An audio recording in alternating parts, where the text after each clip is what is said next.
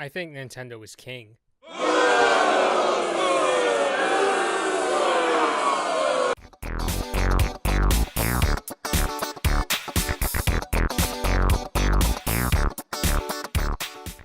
What is up, you guys? Blood Moon Bobby here, and motion control gaming has kind of been on its way out. I mean, if you look at the Nintendo Switch, even though that has motion controls, for a lot of the more mainstream games, you have the option to play with more traditional button controls. So, for instance, in Super Mario Odyssey, which I actually just bought, you can actually hit, the A button to jump and X to throw, Cappy, Mario's cap, so you don't have to fling the Joy-Con even though it gives you the option. It's not like Super Mario Galaxy where you had to shake the Wiimote in order to get Mario to use a spin attack. And in the case of the PlayStation VR, that is a little more consistent in that there are some games that take advantage more of the PlayStation Move controller, but the PSVR is more of a niche product. As of June 2017, the PSVR has sold 1 million units, and the fact that I wasn't able to get any more recent information, it's kind of telling how I think Sony is positioning the PSVR, and that it's meant to be more niche than even something like the PS4 Pro. So why am I talking about this sort of decline of motion control games? Well, you're probably wondering, well, what about Kinect, which is what I'm going to be talking about today. And unfortunately, for those who were planning to get a Kinect, I should say, Microsoft is going to discontinue the Kinect for the Xbox One. The website company I should say Microsoft has talked to the website company design and told them the Kinect for the Xbox One is going to be discontinued. So this is what company design said in their story. Manufacturing of the Kinect has shut down. Originally created for the Xbox 360, Microsoft's watershed depth camera and voice recognition microphone sold 35 million units since its debut in 2010. But Microsoft will no longer produce it when retailers sell off their existing stock. The company will continue to support Kinect for customers on Xbox, but ongoing developer tools remains unclear. So, so it pretty much sounds like the Kinect is going to be discontinued. I kind of feel this day has been coming for the Kinect, especially since the more recent Xbox One models, the One S and the One X, don't even have a dedicated Kinect port. You have to connect Microsoft's cumbersome adapter if you really want to use it. So why do I think Kinect has been going down the drain, I guess? I don't want to use that kind of harsh description, but why is it being discontinued? Why didn't it catch on? Well, I wanted to use this to kind of talk about an even broader subject, in that, like I said at the beginning, motion controls have been going, I don't know if I want to say going away, but they're not the big hot trend that they used to be. I mean, remember when the Wii first came out? Like, it was, everybody was talking about it. In fact, I'm actually going to tell you about when I got my Wii. So, I'm sure you guys remember when it first came out, it was very difficult to find. You couldn't find it in a store. You had to line up, basically whenever stores had them available, and, you would have to line up, you would have to get the voucher, and if you were lucky, you would get a Wii. So I remember it was like this for, I want to say, like a year after the Wii first came out. I got mine on I think it was January 19th for the 21st of 2007. And I remember my dad actually got it. I was too lazy to pick it up, so I thank him very much for getting it for me. And he got the 13th one they had at the local Circuit City, if you guys remember what that is. And I was super, super hyped for the Wii. The idea of, instead of pressing buttons to go bowling, go boxing, or swing a sword, like a lot of people, I was very entranced by that. I thought that alone made the Wii so much better than, like, the PS3 and the Xbox 360. And when I first got it, I played it quite a bit. I remember I enjoyed playing games like Wii Sports, Zelda, Twilight Princess, WarioWare Smooth Moves, and Excite Truck. I mean, hell, my parents were fascinated by it, and for the first and only time in my life, I even had like relatives, even like my aunt, who is not, a very video game person. I'm like, my family is like really not into games, and even she had a ton of fun playing a couple WarioWare games. But as I look back on my days with the Wii, I noticed that from the time I had the Wii, which is from between when I was ages 10 and 16. I still have my Wii, but from that age range, that's when I mainly had that as my primary console. There would be times I would go months without even playing the Wii. I mean, I don't even know if I can attribute it to something. I mean, I know the easy answer to say is, oh, the motion controls get tiring. But even then, even to this day, I still have fun playing the really motion control games, like when I get the chance to play Wii Sports or Mario. I think the only one where it's just like, no, it's too much work is Wii Fit, because you have to stand on the balance board and you would have to shake your hips and do yoga and all this stuff. So, yeah, I mean, I still play Wii games once in a while, but I really would emphasize that word while. I mean, it pretty much only happens when I have those kind of nostalgic days for the Wii, you know, when I did play it back when it was my primary console. I mean, from the time between ages 10 to 16, I played video games, but it was at a time when, I had, classmates that considered the Wii kind of kiddie, and even though I still played video games, I didn't play it nearly as much as I did when I was younger. But it was also, I mean, looking back, I think it may have been, especially nowadays, because the Wii didn't really emphasize traditional controls, except for games like Xenoblade and Samurai Warriors. And I don't think, like, motion controls as a whole, when you put it in the right, like, in a more comfortable form of gaming, it can work. I mean, the next system I went on to was the iPod Touch, which, yes, it's not a video game console, but it's still, a smartphone without the phone that had video games. And that had, games that utilized motion controls like Tap Tap Revenge, Rolando, and Asphalt 6. Granted, you wouldn't want to be playing something like Asphalt 6 when you're in bed because the iPod Touch's accelerometer would just, wig out. But, it was a more comfortable form of gaming because instead of having to, like, get up and, like, and having to, like, get up and box or bowl, you could just, kind of sit down and sort of play like a racing game like Asphalt 6. Or if you're playing Rolando, you're just moving your phone around. You don't have to get up to be able to do that.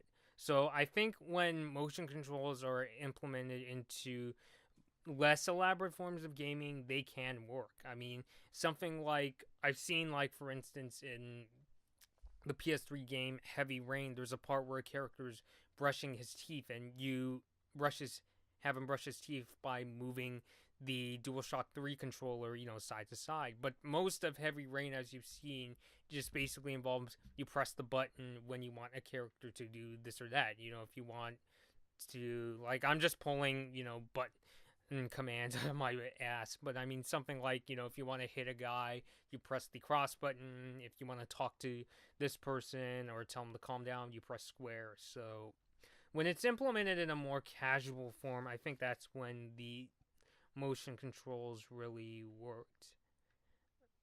I mean, because because now that especially since I've gotten older and I've gotten really busy with college and my newspaper, I don't really have as much time to get up and shake to play my games. I mean, going back to my Nintendo Switch example, like, I've been playing my Switch a lot, pretty often. I would have days where I wouldn't even touch it, but, every now I shouldn't say that, but more than the Wii, I would definitely, have more instances of me, like, picking up my Switch to maybe play a match of Mario Kart online or keep marching on in Breath of the Wild. Or now, I pick up the Switch to maybe play a little Super Mario Odyssey during my study breaks.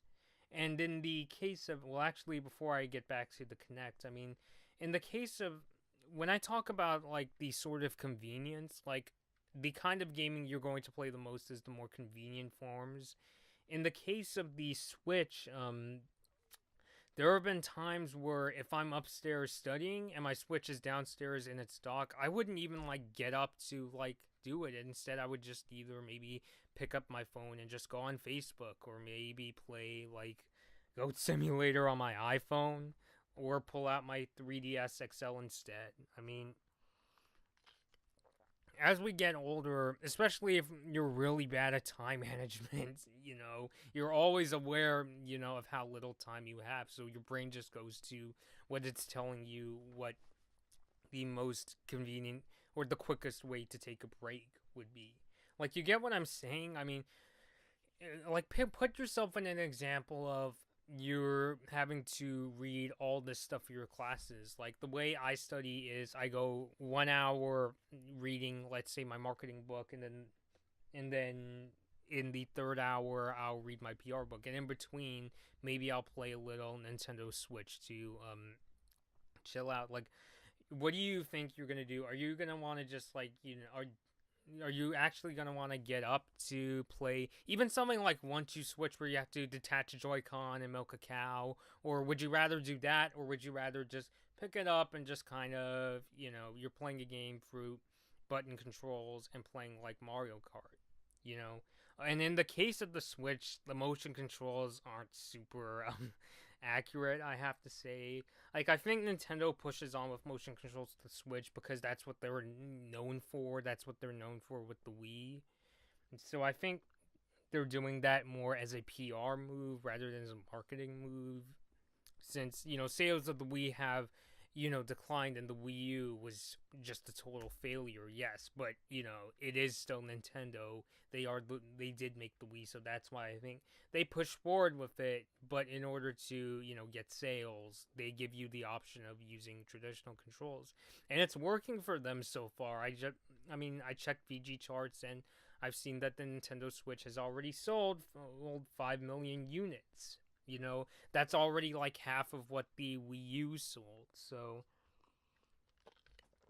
I'm getting back to Microsoft. There's many reasons why, the Xbox One, got off to a very rocky start. Not just with the Kinect, but also obviously because of things like the always-on DRM and the NSA conspiracy, which, I'm kind of inclined to believe there's at least truth in that Microsoft has worked with the NSA in the past. But in the case of the Kinect, it was just, because people buy the Xbox One as pretty much, a hardcore console. Whether you think hardcore versus casual is a ton of crap. I mean, people buy it to play the Gears of Wars. They buy it to play Halo. They buy it to play, like Call of Duty. They don't buy it to play, things like, Kinect Sports Rivals. In fact, when that game came out, I heard that Rare, the developer, had to lay off some of their staff because the game didn't sell that well. It was only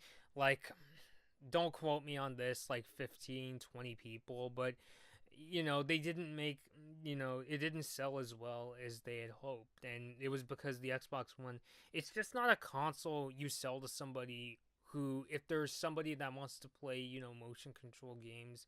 Like, most people associate motion control games with, like, kid-friendly systems, whether it be something like an iPhone or the Nintendo Switch. They don't associate it with Xbox. I think most people associate the Xbox, whether they play, hundreds of hours of a certain game, or they're just the average soccer mom. They associate the Xbox One with, more of a hardcore audience.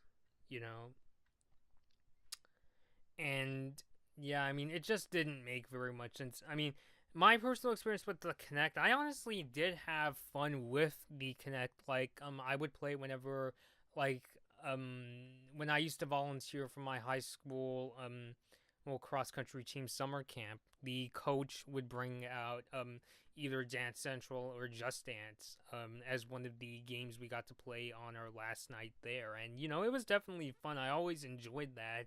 But I can't really see myself, playing that on a daily basis, especially with how busy I am these days. I mean, What was I gonna say about the Kinect? I mean, think of it like this. Like, even if you were to go navigating through menus, I mean, there's been debate about even when you're using like a touchscreen laptop, some people don't want to have to hold their hand up to, touch the screen. They rather have, a more sort of horizontal experience where they can like directly touch the screen, as opposed to like having to hold their arm up to touch it. Like in the case of touchscreen laptops, people, if they can, they'll like flip it into like a tablet mode, or they'll detach the screen if they have a convertible laptop. So, the idea of like having to hold your hand up to like flip through menus and that kind of thing, it looks pretty cool. It looks cool in like movies like Minority Report, for instance, when Tom Cruise is, like flipping around like different, visions of the future, and he's waving his hands to navigate. I mean, it looks cool in sci-fi movies, but it honestly, would get pretty tiring, more so than on touchscreen laptops. And even as a voice recognition device, I still don't really see the value in Kinect. I mean, I think, we're such creatures of habit that even when we use our smartphones, if we can't find like a certain app, we just go either straight to Spotlight or just spend time digging through our phone trying to find it. Admittedly, once in a while, in my case, I'll use Siri, but that's only when I'm really, really lazy. So I think even in terms of voice recognition, most people are going to stick to using their Xbox One controllers.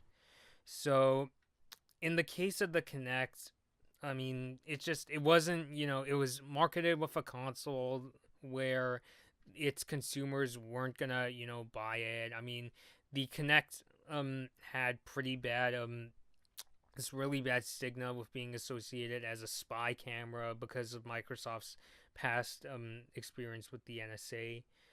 And just picture the idea of playing something like a Call of Duty or a Battlefield. Like, how are you gonna play that, with a Kinect? Are you gonna like, swat your hand like, you're trying to hit a fly, like to shoot somebody? I mean, it's not practical. I mean, what I'm trying to say, and I know some people are going to say, oh, motion controls aren't super accurate, and they're not, especially like on the Wii, but it's still fun to play. So it's not that motion controls aren't fun. I mean, I even play motion control games like every now and again, but not super often.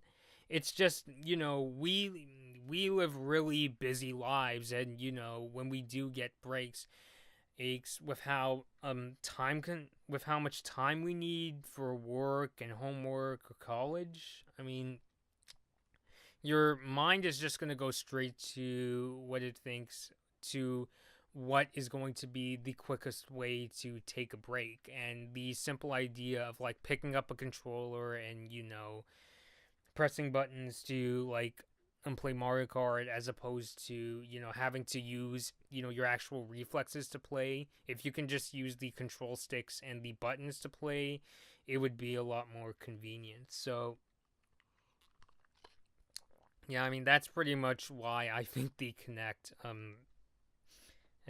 didn't do as well as Microsoft hoped, especially since like I said, wrong demographic, and just with how little downtime we have, or at least in terms of how we're not always the best we're not always the best with time management.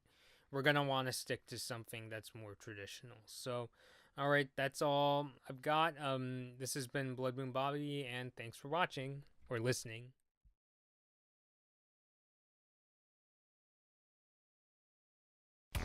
Hey guys, this has been a Blood Moon Bobby video. Please like this video or dislike it, and please subscribe to my channel. Thanks for watching.